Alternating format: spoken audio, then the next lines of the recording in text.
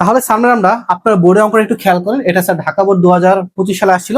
আমরা মূলত বেসের মান নির্ণয় নিয়ে আলোচনা করবো স্যার। তো খেয়াল করেন ঢাকা বোর্ড 2025-এ এখানে খেয়াল করেন স্যার আপনার 34n মানে এটা বেসের মান দেওয়া নাই, যদি এর মান 34 হয় তাহলে n এর মান কত, মানে বেসের মান কত হবে, আপনাকে বেসের মান নির্ণয় করতে বলছে।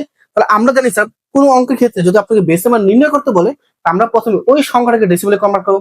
ঠিক স্যার, যেখানে যে সংখ্যাটা আছে এই সংখ্যাটাকে আমরা কিসে রূপান্তর করবো, আমরা ডেসিবেলে রূপান্তর করবো। তাহলে খেয়াল করেন স্যার আমরা সমাধান করছি স্যার, খেয়াল করেন স্যার এই যে 34n এটা আমরা কিসে রূপান্তর করছি, আমরা ডেসিবেলে রূপান্তর করবো। আমরা জানি স্যার অন্য কোনো সংখ্যা পদ্ধতি থেকে যদি আমরা ডেসিবেল কনভার্ট করতে তাহলে কিসের কাজ হবে, গুণের কাজ।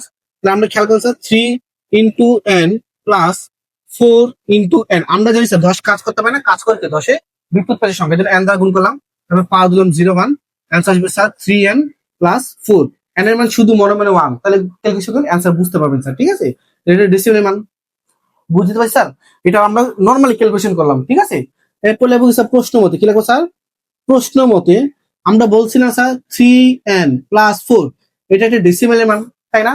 এখন দেন প্রশ্ন কি কোথাও আপনার ডেসিমেলের মান দেওয়া আছে? ইয়েস, দেখেন এখানে 3টা মান দেওয়া আছে, বি এর মান লিখলাম না কারণ আমাদের কাজ আসবে না, সি এর মানটা লিখে নিই কারণ আমাদের এখানে কোনো দরকার নেই, কিন্তু এর মান দেখেন ডেসিমেল আছে, তার মানে কি এটা ডেসিমেলের মান, তাহলে বলতে পারি হ্যাঁ এটা যেহেতু ডেসিমেলের মান তাহলে 52 হবে।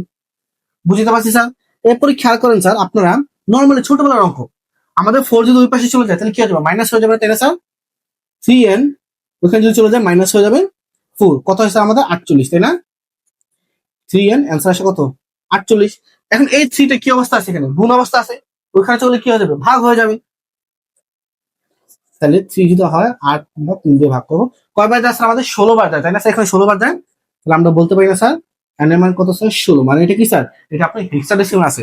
আমরা কি স্যার এই n এর মান কত স্যার, আপনার এখানে n মান হচ্ছে 16, কারণ এটা আপনার হেক্সাডেসিমাল আছে। এইভাবে মূলত আমরা স্যার কনভার্ট করবো।